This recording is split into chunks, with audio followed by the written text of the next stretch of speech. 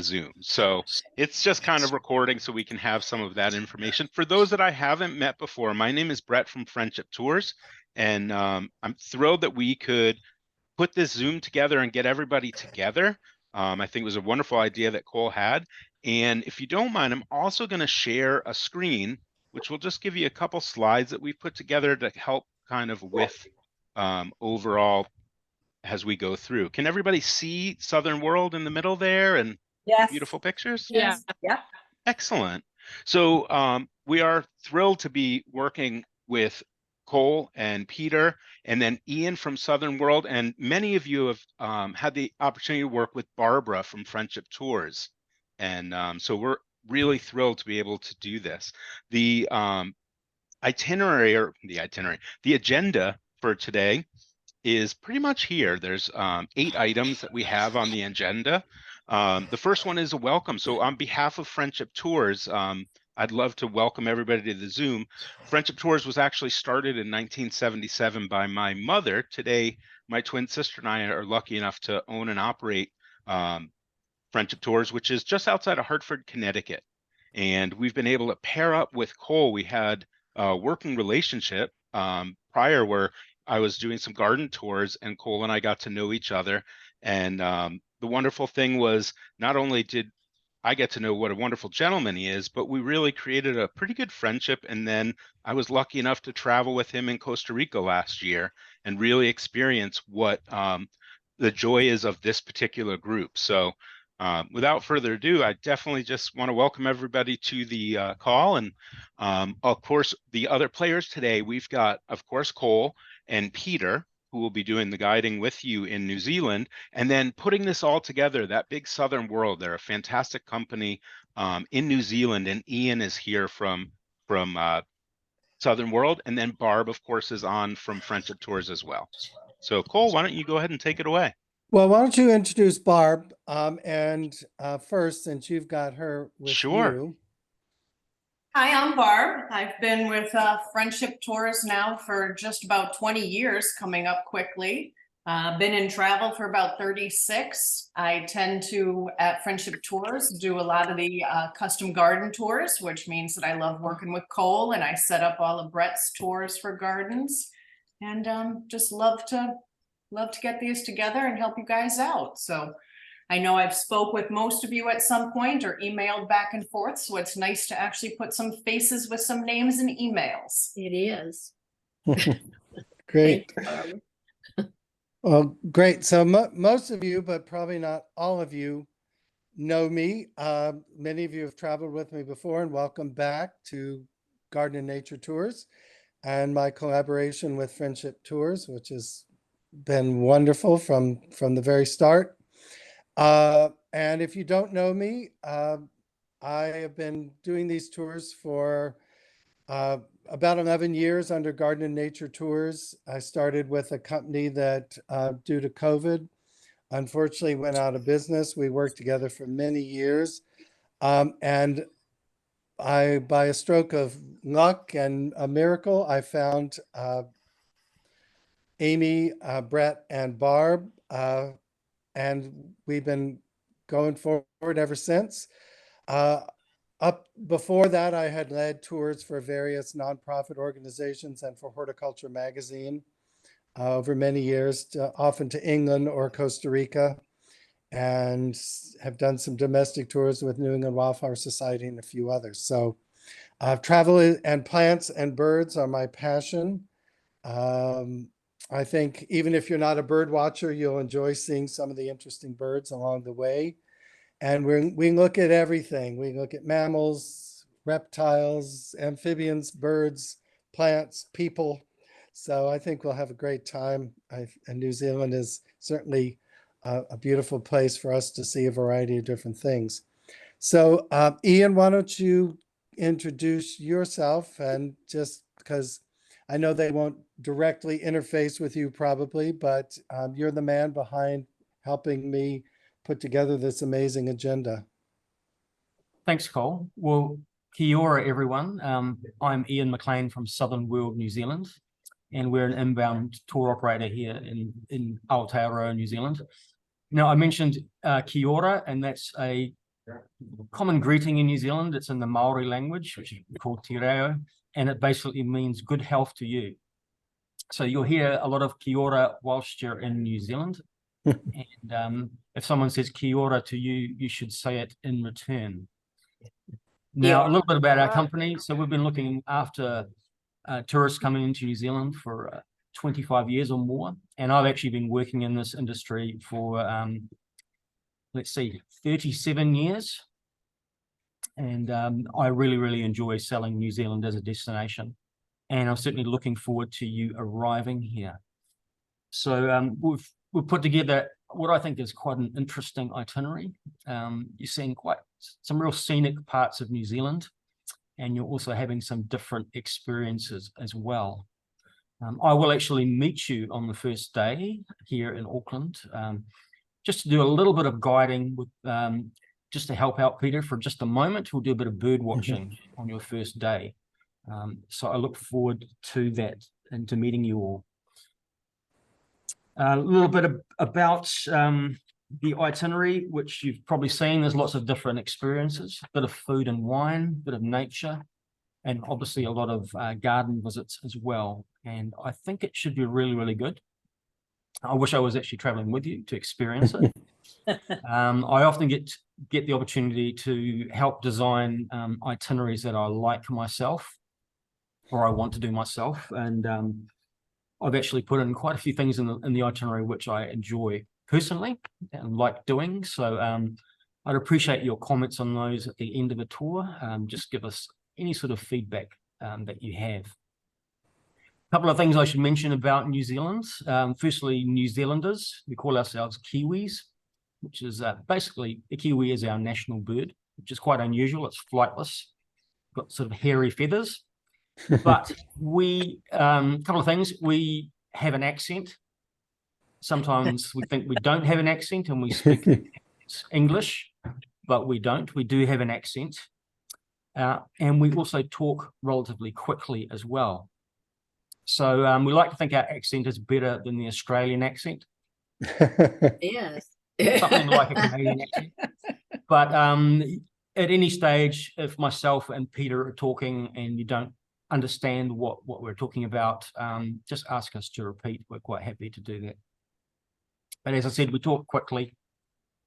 You'll get used to it when you're here, and yeah, I think you'll enjoy meeting New Zealanders. So great to see you arriving here in a couple of weeks, and I look forward to any questions that you have during this session. Please feel free to ask us any questions, both myself and Peter. We're most happy to help you. So I'll just introduce you to our guide, and that is Peter Gibbs. Thanks, Ian. Hi, everybody. As Ian said, my name's Peter. Kia ora, as Ian said.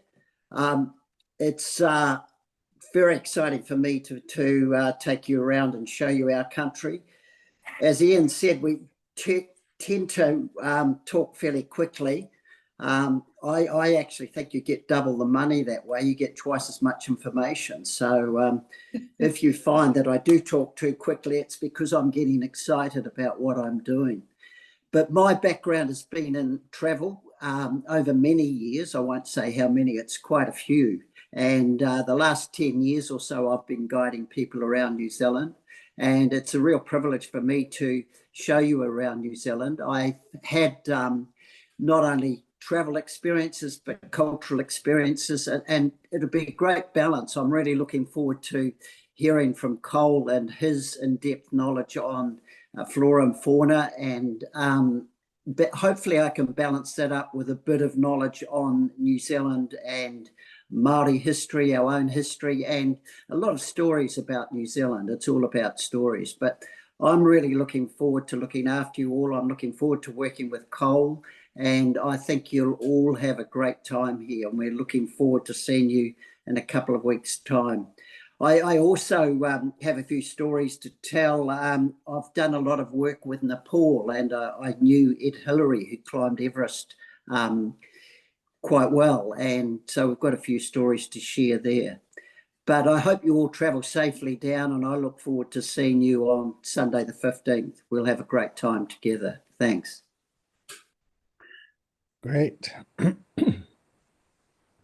All right, well, if we could go back, Brett, to the first slide. So just a couple of things, housekeeping things. I know there's been some confusion for Minnesota State Horticulture Society members in the wording, but if you are a Minnesota Horticulture Society member, please just send Barb a quick note to say, yes, I am a Minnesota Hort Society member, so that we can assign properly the payments to the Hort Society on your behalf for joining the tour.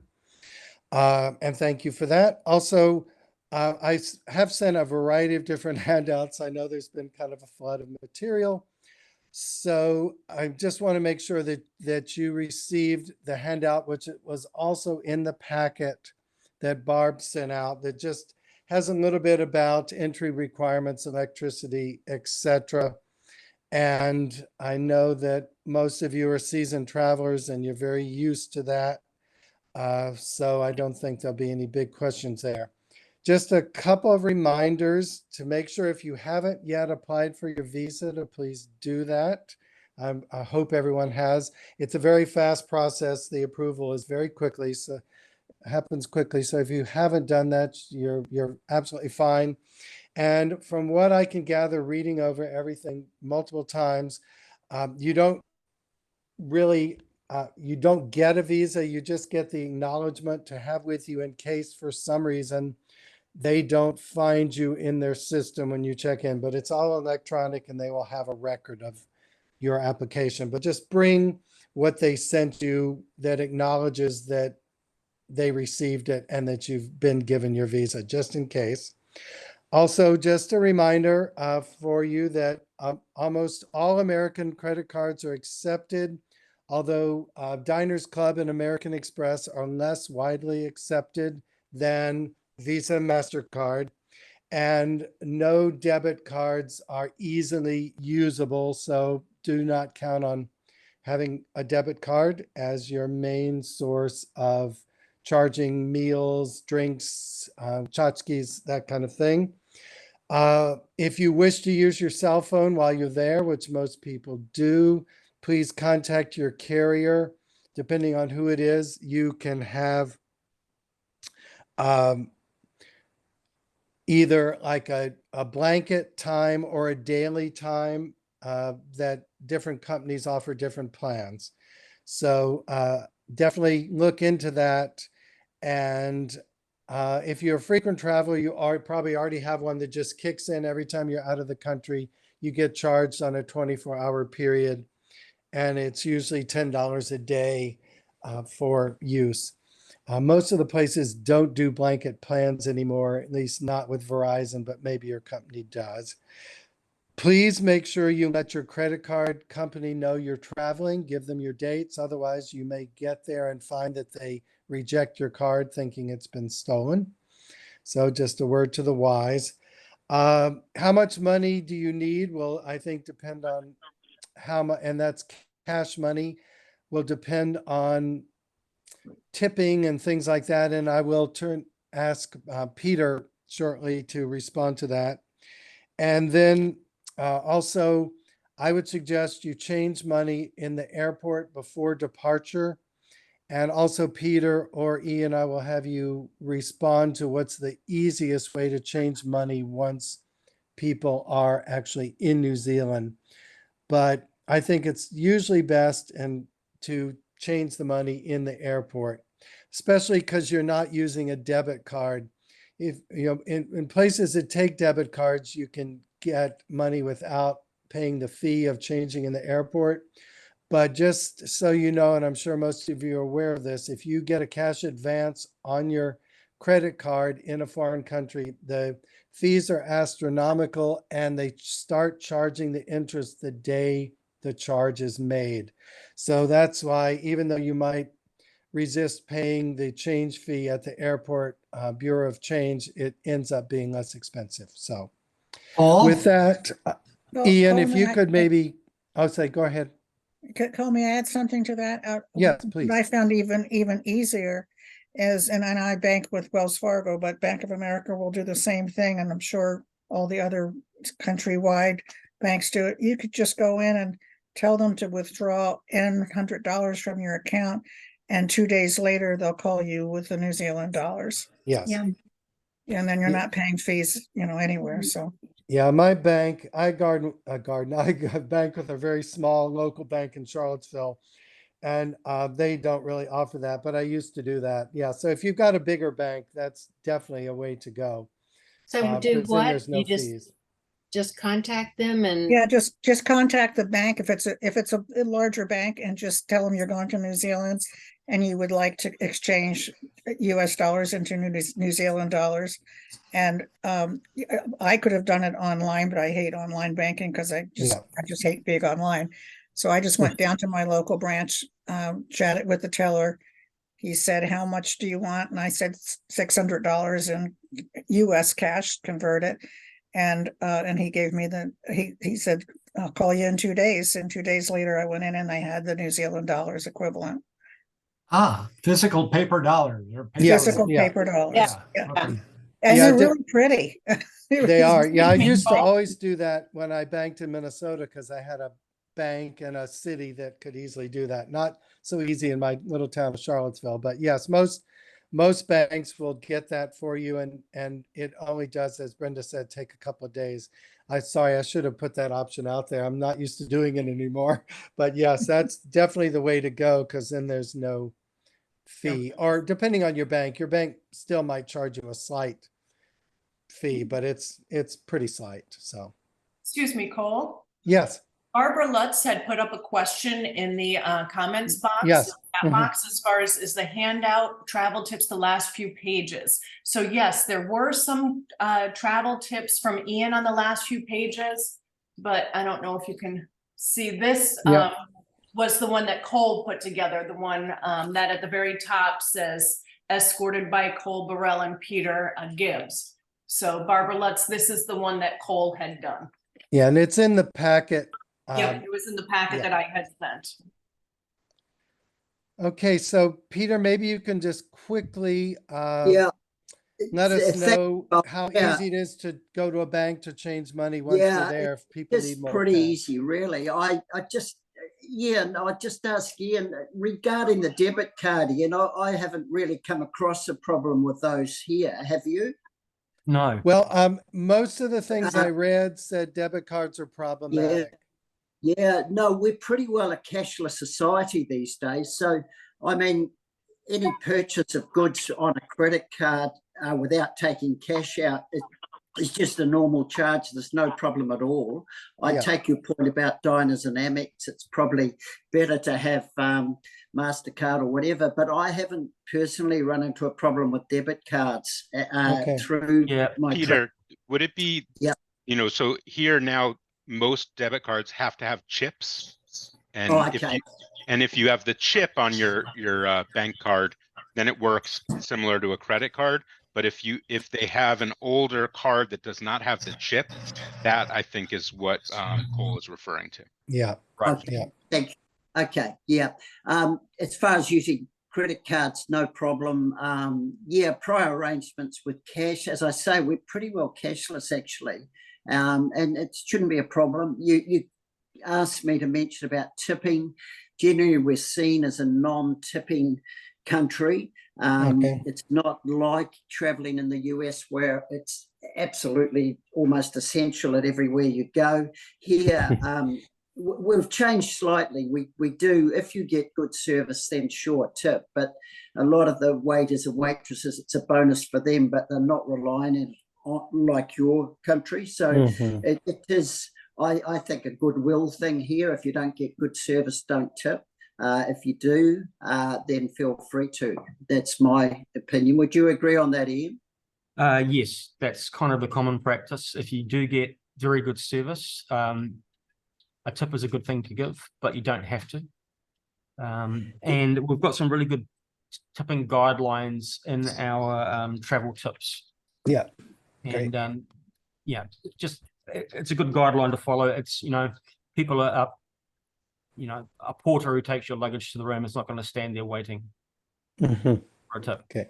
And just a question too, just on that credit card. Do you have any comment on that, on the debit card? I think for us here in New Zealand, it's always easy to use a debit card. But maybe that's an issue for overseas clients coming into our country. I think it's better to use a Visa or a MasterCard. And obviously with a lot of credit on it, though. Another thing I should mention about currency, people often come with a whole wad of US dollars, thinking that they can actually use them in a store. Yeah. You can't. Yeah. Okay, so it's not like traveling to Israel or something like that, where they actually use US dollars on top of, I mean, before the, you know, the national currency. You can use US dollars to tip people if you want to, but you cannot use it in a store. Mm. Yeah. And that's just an important thing to let you know of that now, just so you're fully aware. If you can get New Zealand dollars, that'd be fantastic. Yeah, and I assume most people's credit cards now have no foreign transaction fees.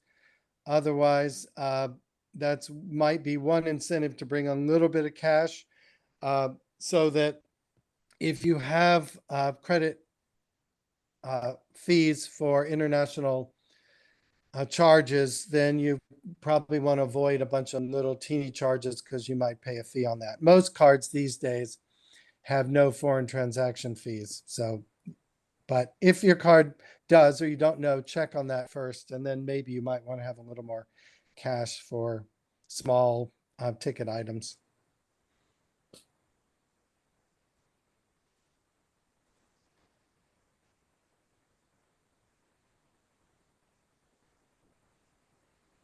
There are ATMs in New Zealand, right? Yeah. Yeah, lots of them. Yes. Yeah, and that's your debit card. If you use a credit card, a regular credit card, Visa or MasterCard, you're going to pay 18% interest starting the moment the card is used. Yeah, it's It considered starts a cash compounding. advance. Yeah, Yeah. so it's considered a cash advance. So the one thing you want to avoid is using your credit card to get cash. So Yeah, correct. The last thing I might just mention is to use the debit card, you do have to know the PIN. yes. I've had a lot of clients that go and they don't have the PIN or they haven't used it quite a bit. So the chip in your card and then the PIN would be those. I think we've kind of covered money Yep. and currency, which would Yep. bring us to, I believe, 7. Yes. Yeah. So Peter, just quickly, if you wouldn't mind, go over the different arrivals. Sure. And Sure. as you know, people are coming in, some people are coming in early, and then Yeah. a big group comes in the morning of. So Correct. It's good that we've got that. We've got some, I'll be at the hotel the night before, so I'll leave a message in all the rooms of people who are staying the night before to meet in the morning, and we'll all go out by coach to the airport with Cole and myself and meet the group coming in. So when you come in to Auckland, it's a little bit of a process. There's a few queues at the moment through immigration and get your bags, clear customs. Then we'll be awaiting in the arrivals hall. If you take a left-hand turn, if you can remember that as you come out the door, we'll be there and we'll be looking out for you. We'll have a sign. So we'll be there.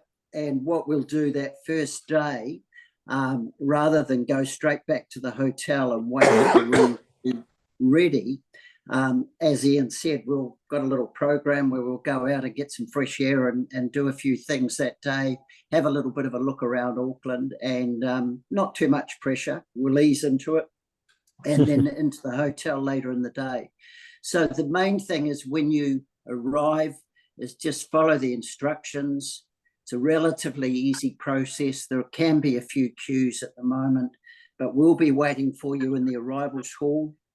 Turn left when you come out, and those who are staying the night before, I'll give you instructions where to meet that morning so we can go out and meet the others. So any other questions on that, on arrivals?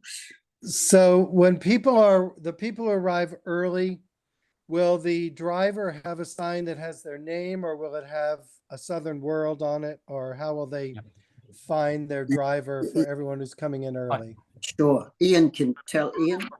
Yes, I can answer that one. So the drivers are all from a company called Tour Corp, and they will have a signboard with the client's surname.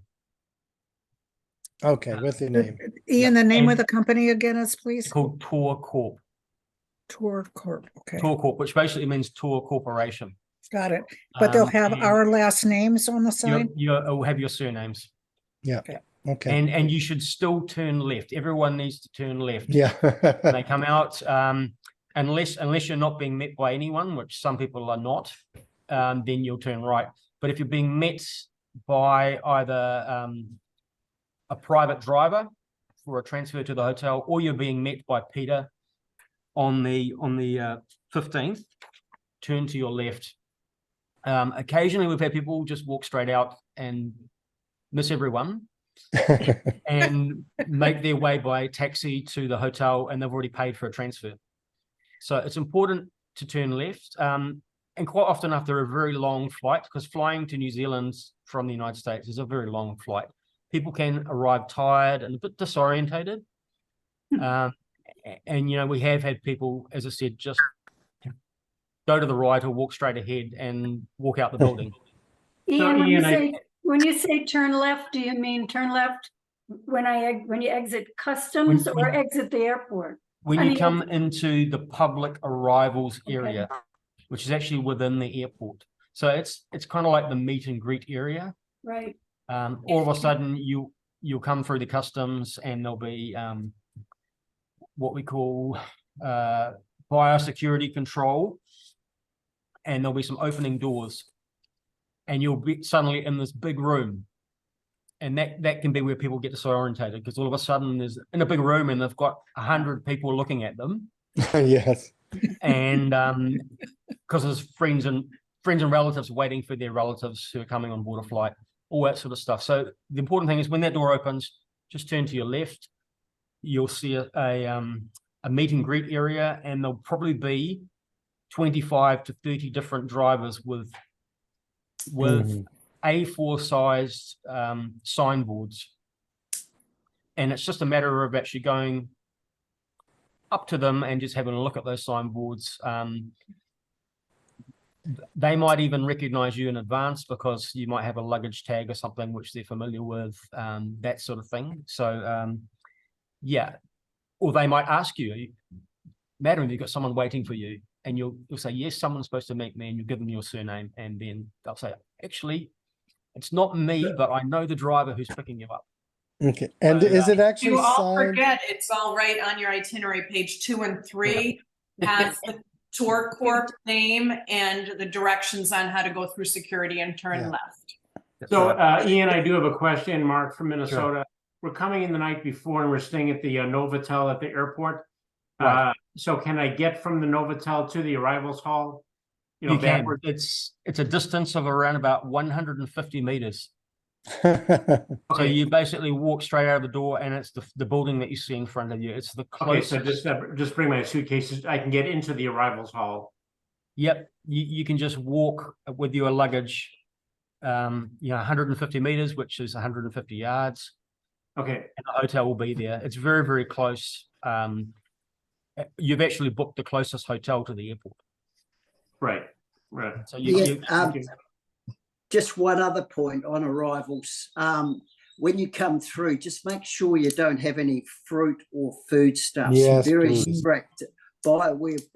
Because we're an island nation, you'll hear more about it, but we're really very strict on biosecurity, and we've had some cases of a famous film star, I forget who she was, bought an apple in New Zealand and was pulled up, and had to pay $600 for bringing an apple in. So just make sure they've got sniffer dogs for fruit, believe it or not.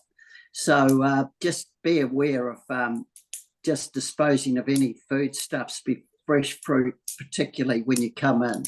And turn left, as we say. You'll get used to turning left because we drive on the left-hand side of the road. And it's quite good for you to practice when you cross the road of looking the opposite direction to what you normally look. Yep. So that would be a good practice thing to get into. It might look a bit strange, but it'll appear you well. That's great information, Peter. And another thing which we do is when we walk along the sidewalk through the city, you actually walk on the left as well. Yeah. The left-hand side of a sidewalk. So don't walk on the right because you'll just bump into people. Yeah. On the left. I was going to say, don't practice that at home, otherwise you'll run into everybody on the footpath. Yeah. Another thing I should mention about the airport and biosecurity is please clean your hiking boots before you come to New Zealand. Okay, if you've got some hiking boots or hiking shoes and they're covered in mud, they will be taken from you at the airport and cleaned, which is very nice. They'll clean them for you. But they will give them back. You'll just be delayed by about half an hour when that happens. So the reason for doing that is we don't want any weed seeds to come on mud on your shoes, because we've got enough things that colonists introduce in New Zealand, like gorse and thistles, and we don't need any more of those. So they will actually, if you haven't cleaned your footwear, it will be taken away from you and cleaned when you arrive. As Peter has mentioned, if you have any fruit with you or any food that you shouldn't bring, it will be taken from you, and you may be charged a fine, because there's plenty of warning signs. You can actually bring in things like chocolates, muesli bars, packaged food items, biscuits, snacks. You can bring in things like that, but just don't bring in any fresh fruit and vegetables. And don't bring that sandwich you didn't finish on the plane either. That's right. Do you recommend bringing hiking boots, or are good athletic shoes enough? I think good athletic shoes are fine. You're not going to be really doing any strenuous hiking, but we are going to be going for some short walks. For example, on the first day, when we go to Ambury Park, which is the bird watching hide, we're going to walk about 2 kilometers. Oh. Yeah, which is basically 1 1/3 miles. I think and it's good to have walking shoes. The most strenuous day in was probably Rangitoto. That's right. That's more of a few hours, probably 4 or 5 hours over relatively rugged terrain. It's just sort of uneven track, not too strenuous, but I think good athletic or good walking shoes would be. Is there a need for any waterproof footwear? I don't think so. No.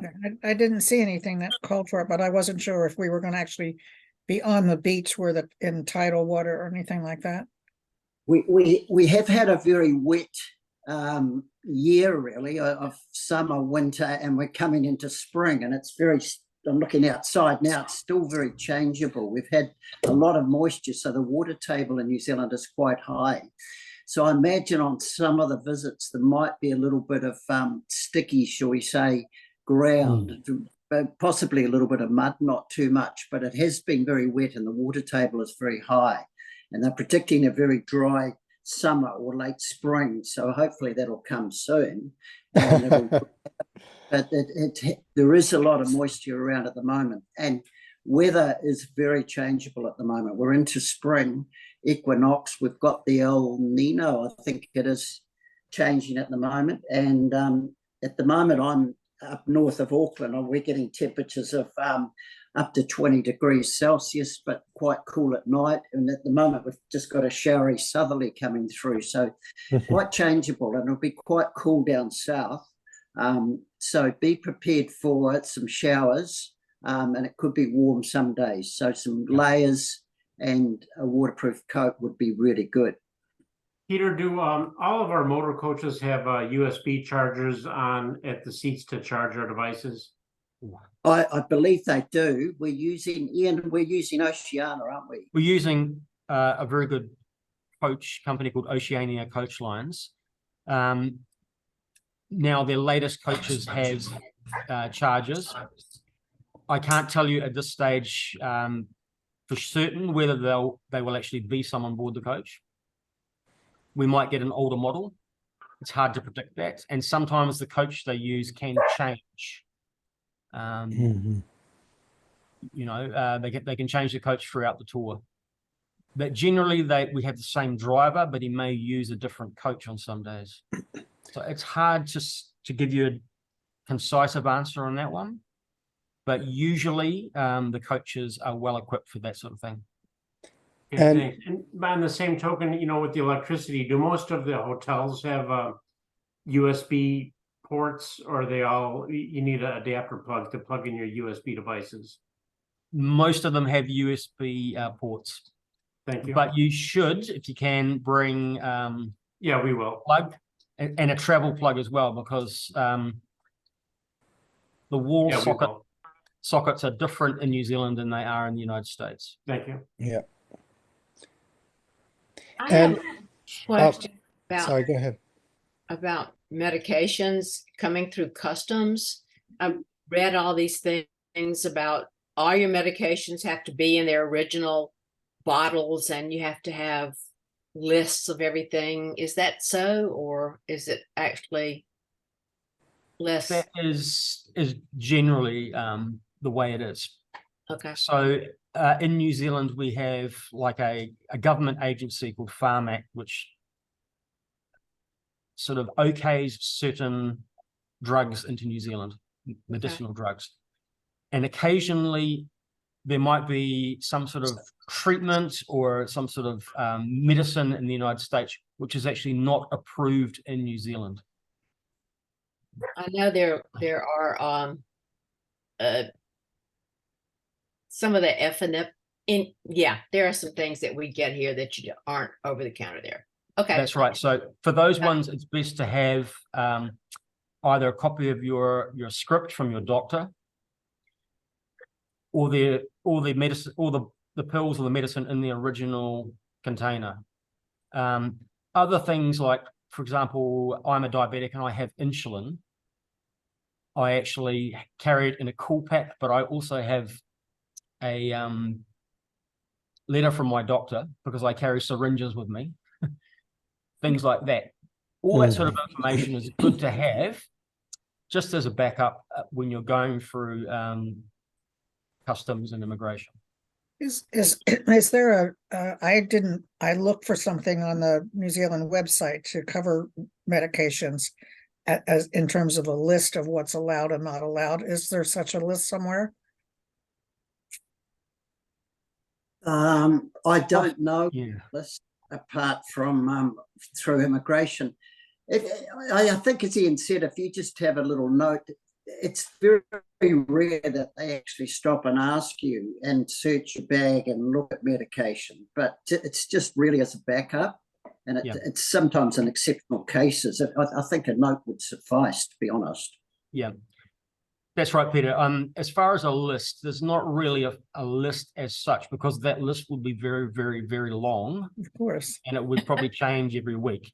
So the best advice is if you bring 50 bottles of medication, you're immediately going to be under suspect, because that's a lot of drugs, or it's a lot of steroids and things like that. And unfortunately, in the past, we've had tourists from places like Thailand where they bring in all this illegal stuff, and also from South America as well. So if you bring in a huge number of medications, you're probably going to be asked a few questions, and hopefully you've got that information then to give to them. Say, well, actually, I need these 12 different medications for this reason. So yeah, it's just but then, you know, as I said, if you're bringing in 50 bottles of stuff, they're going to ask questions. I'm sure that no one takes that much medication. what about supplements? I usually divvy up my supplements and have them in small packs and then carry a list of what I have. That should be fine, I think, if they're small amounts. What's the situation with COVID currently in New Zealand, and what will we do about testing if we need to? Okay, Good question, Peter. I'll leave it to you. yeah, it's changed, and at the moment there's no requirement for COVID.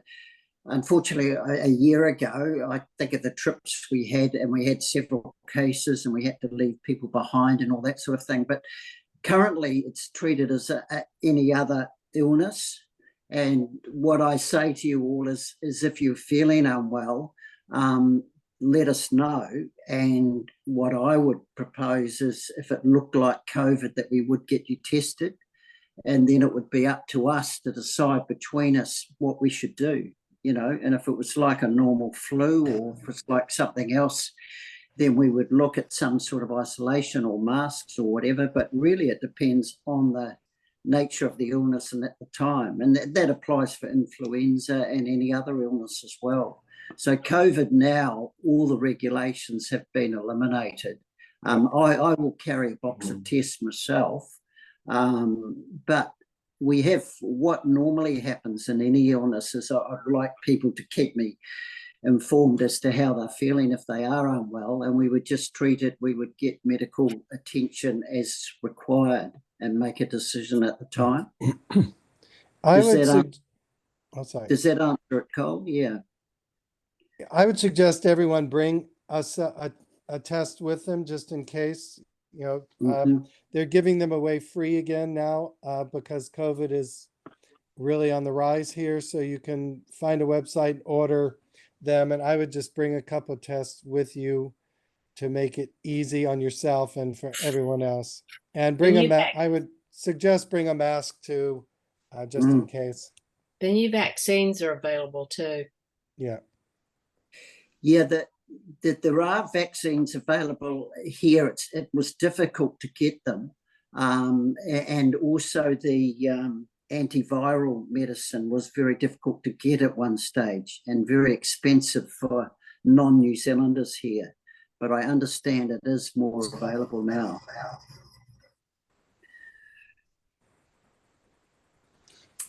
So yeah, but I'm sure we'll keep.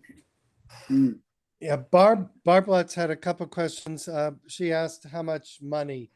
Barb, I think that really depends on how much you think you might want to spend and how comfortable you are with your credit card, whether you have a no foreign transaction fees.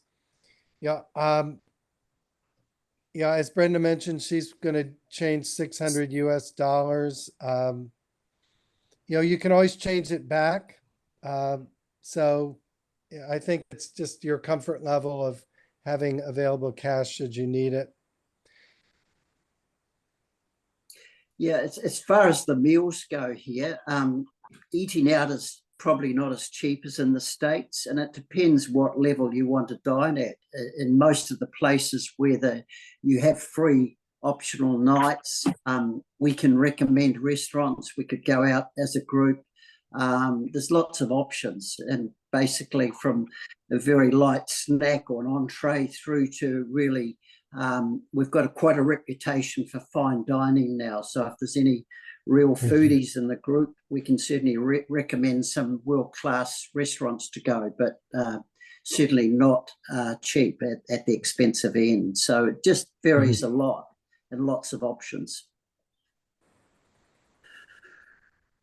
Is there a weather forecast about temperatures yet for 2 weeks from now? Whoa, with spring, it's probably anybody's guess at the moment. That's fine. Yeah, it probably about 10 days out and get a good call on it. And if you just go into Auckland and weather, and there's a MET service, MET service, NZ is probably as good as you'll get, and they usually give you a long range about 10 days out. Yeah, I put up this checked a couple of websites and they were all within a few degrees of one another. So check the screen. This is kind of an average for our time period for October. Of course, early October will be different from the end of October, and they don't usually do that. But yeah, you can get weather forecasts. I use Weather Underground, and you can get any country and any city with Weather Underground. But here's kind of what to expect in Auckland. Day temperatures in the low 60s, nights in the low 50s. Queenstown, high around 60 or below, lows, low 40s. Dunedin, again, in the middle of the road, about 55, 46 at night. And Christchurch, 62-ish daytime, 44-ish nighttime. And that, again, that's just a rough guideline. I read in one of the handouts that we got to bring shampoo, conditioner, lotion, and soap. Do the hotels in New Zealand not provide that? I was curious. That's if you have any special needs. Some people only use their one brand of shampoo or they have a certain sensitivity. So that's on there if you have things that you require. A lot of people don't like to use what the hotels offer for various reasons. So if that's in anything that's particular to you that you feel you need consistency in brands or whatever, whether it's shampoo, soap, anything, bring your favorites if that's important to you. That's the bottom line. But the hotels provide their brand. Yeah, I do. Yeah, I always have one little thing of everything just in case. But yes. Two quick packing tips. If you're talking about bringing any of that liquid, make sure that it is in your checked luggage. Yeah. And make sure that you put it in a Ziploc bag so in case it does leak, it doesn't ruin your entire clothes. The other thing is medications. If it is something that is life-threatening or that you absolutely require, bring a few days extra. Not that anybody's going to get delayed, but you never know. And the 5-second rule on a hotel floor is different than my bathroom floor. So you always, you don't want to run out of something that is life-threatening. So pack a couple extras. Yes, and put any medications in your carry-on bags, not in your checked luggage.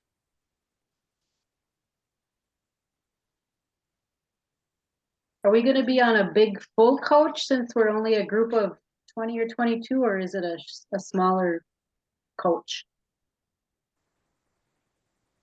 The coach should be a 49-seat coach is what we expect to have. I'll tell you a story about the coach. The coach will have a bathroom on board, but we recommend not using it for good reasons. Using a toilet on board a coach is a difficult, can be a difficult experience. The coach is moving.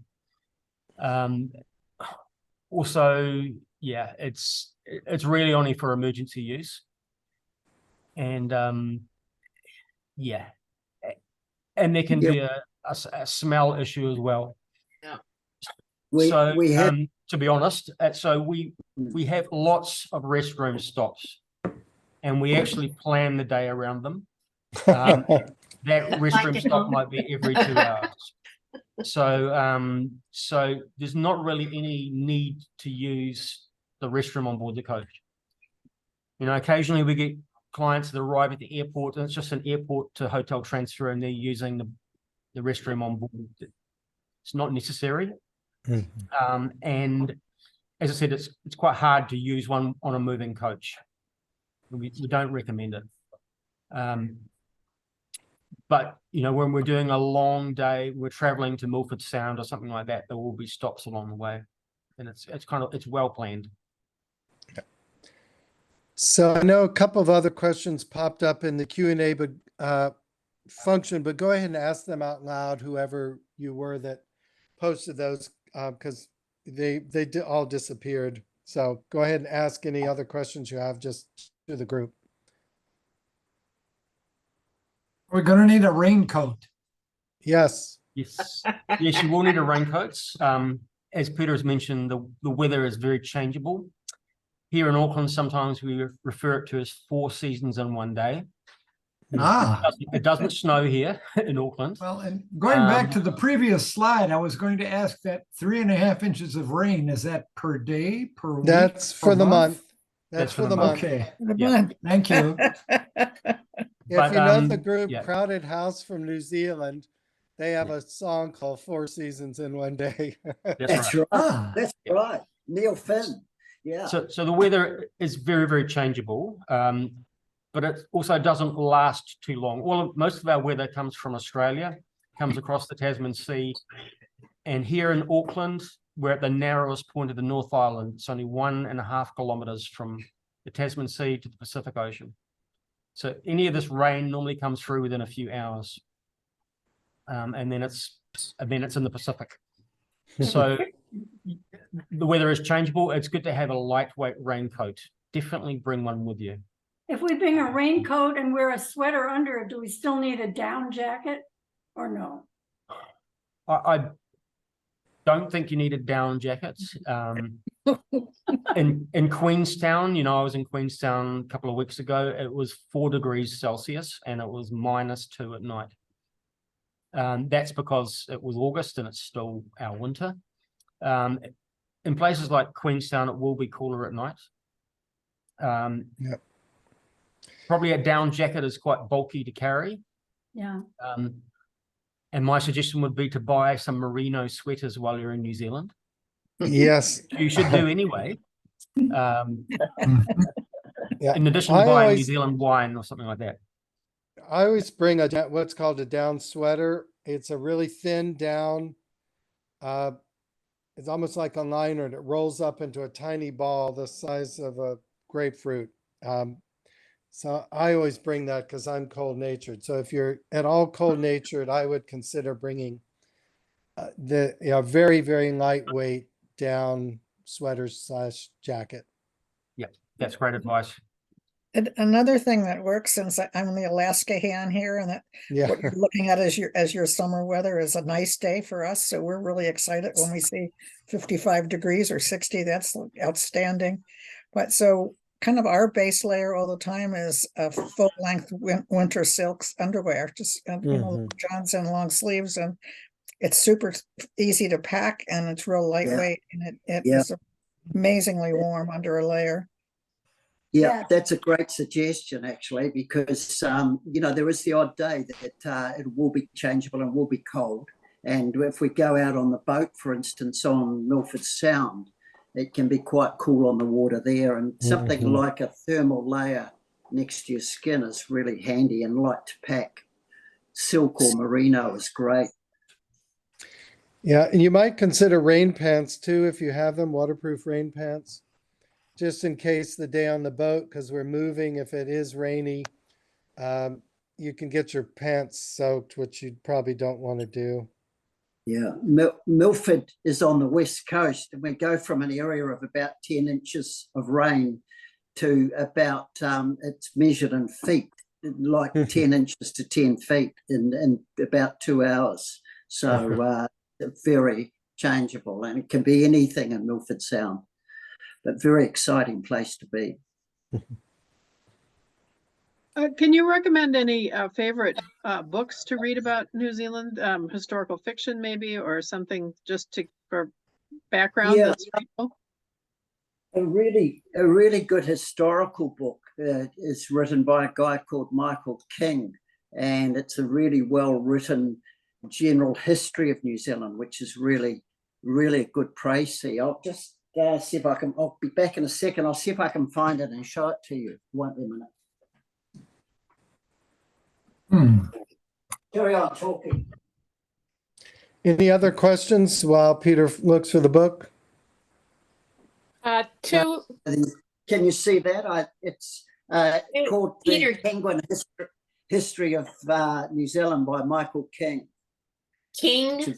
K-I-N. Yeah, I see it. Yeah, Michael King. Yeah, very good. It's quite a big book, but a very good objective summary of our history. But yeah, there's lots of books. And sometimes it's good to read before you come. Sometimes I think it's nice to experience the place and then read about it. It's you. Yeah. But there's lots of really good books here. And well Any novels that you might recommend? Yeah, the Bone People by Kerry Hume is a famous prize-winning book. The Bone People by Kerry Hume. Ian, what about you? There's many books. What about yourself, Ian? What would you recommend? That's the one that came into my mind, the one you just mentioned. Kerry Hume, The Bone Yeah. People. That's probably, there's a couple of other ones which are can be controversial in some ways about our history. So there's one by Michael King called Being Pākehā, which talks about our colonial history, which is something we're quite open in talking about in New Zealand. So you'll hear things talked about like the Treaty of Waitangi, which is part of one of our historical documents, which is basically the founding of our country. It's put together on that document. You'll hear things about that. Yeah, there's a lot of information about it, which we're quite happy to talk about, both the good things and the not so good things about it. Can you repeat the title? The title I just spoke, it's called Being Pākehā. Pākehā means being a white person. Which is P-A-K-E-H-A, the Māori word for a white person. Yeah. Well, I've been I'm looking a Pākehā New Zealander, typical New Zealander, 3 generations, stories in that, and that's pretty typical. So we have to, as Ian said, we have to remember we've got a kiwi fruit, we've got a kiwi bird, and we've got a kiwi person, and sometimes you get them a bit muddled up. So 3 kiwis. Yeah. The other great thing about, we've got some great stories of some of our great explorers. People like Scott and Shackleton went to Antarctica and the South Pole from Dunedin, and we'll see where they left from, and Christchurch and Littleton. So if you're into exploration, the voyages of Captain Cook, Scott, Shackleton, and of course the many books of Ed Hillary, my friend, there's some great background there on just the Kiwi spirit, if you like. So yeah, lots to do, lots to read, lots to see.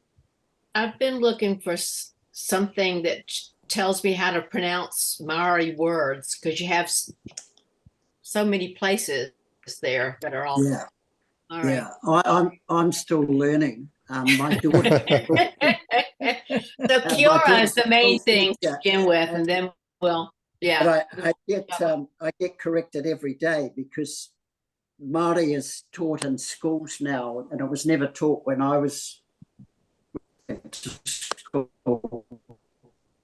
And it's all changed, and the culture and language is being taught, and so I get corrected every day. But yeah, it's there are words, but it's probably best to hear them rather than see them.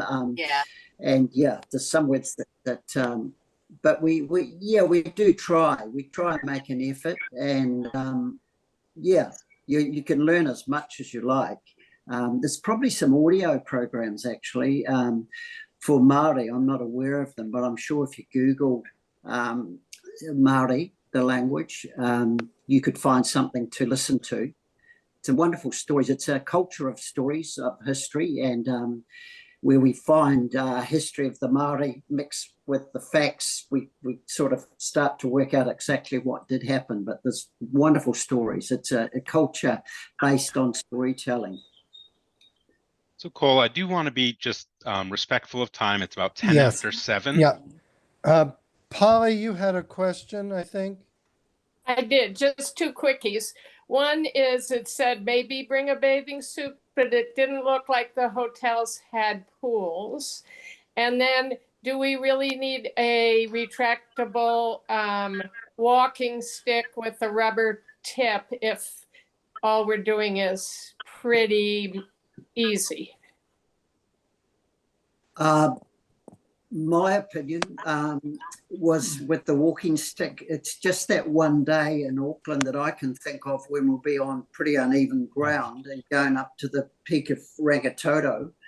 for that 4 or 5 hour walk will probably be, I'll probably take a stick on that day. But aside from that, unless you have a condition that you would like to have a stick, most of the other walking will be short walkings around the gardens. You know, maybe up to, we can do some little side trips for walking up to 1 kilometre long, perhaps, to see waterfalls and things on the way to Milford. So unless you really need one, you don't need to bring one. Or you could get one here if you felt you needed one. They're nice. They're nice to have. So, Trekking sorry, poles. what was the question? Just saying that they're really nice to have, the trekking poles. Yeah. But did you have a first? Paula, you had another question? What was Just the other question? do we need bathing suits? Oh, well, Swimsuit. it depends if you're into this new trend of ice bathing where you go into really by all means. But yeah, some of the pools, some of the hotels do have pools and they're semi-heated, but we're not really in an area of thermal pools on this trip. Yeah. So, but certainly throw it in, you never know. Okay. But Yes. generally the temperatures in the sea and the lakes will be fairly cool. Yes. Yes, and Barb pointed out that your walking stick needs to be in your checked bag. Okay.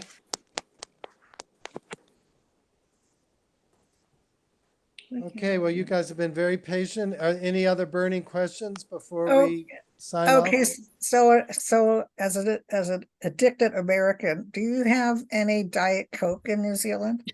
Uh-oh. Of course they do. I was going to say, unfortunately, yes, but yeah, Oh, we good. do. Have Okay. lots of, we even have motor cars, have Wi-Fi. I and know you have electricity. motor cars. Yeah, no, I'm really looking forward to meeting you all and really excited about the trip. Me too. Thank you. Yeah. Yeah. So safe travels, everyone. Did I give you my cell number in case you have problems? Why don't you go ahead and Yeah, I can't remember, and I'll have Barb send it out to you too, but it's area code 434-825-6005. And I'll have Barb just send a quick email to everyone with that. I meant to put that. I think it's in the 2-page doc I sent you. I'm pretty sure. I don't have that in front of me, but I think it's in there. But again, 434-825-6005. If your plane is delayed or you miss some connection or something, just kind of keep me in the loop so we can track you and make sure someone's can pick you up or whatever if arrangements don't work out properly the way they are expected to. That's a good point.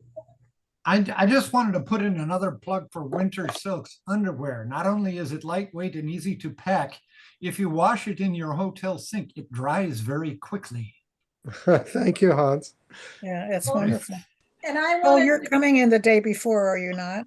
Yes. Okay. I don't get into the afternoon though, because I'm flying east instead of west. I have another question. Yes. Are any of the people who are from the Minneapolis, St. Paul area, are any of you on the October 12th flight to San Francisco that hooks up with Air New Zealand? Nobody, okay. So is anybody going from San Francisco to Auckland? No. Okay. Well, and that's one of my Yes, questions. I am. Who is? This is Julia in Spokane. I'll be going from San Francisco to Auckland. Okay, on October 12th? No, sorry, it's I don't leave here till the 13th. So Okay. Okay. I guess I'd land there. Anyway. All right, thank I you. land. Yeah, sure. Well, I wanted to also mention that I just got a notice in the last week that we were supposed to go on Delta to Los Angeles, from Los Angeles to Auckland on New Zealand Air. And then on the way back, we were going to go New Zealand Air from Auckland to Houston, and then United from Houston to Minneapolis, and I got totally switched around to going to Houston with United on going out and coming back, and so That's an Air New Zealand partner. well, I know it is. I know wish it I is, had done that, yeah. but it's totally, yeah, it's totally different than what I What you had booked. planned. So Yeah. I just am putting them out there, and I should probably let Barbara know. And- Yeah.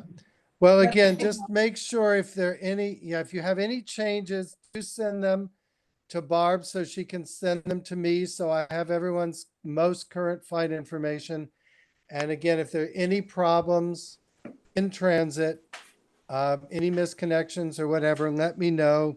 And also, please don't forget to text or email Barb if you are a Minnesota State Horticulture Society member, please.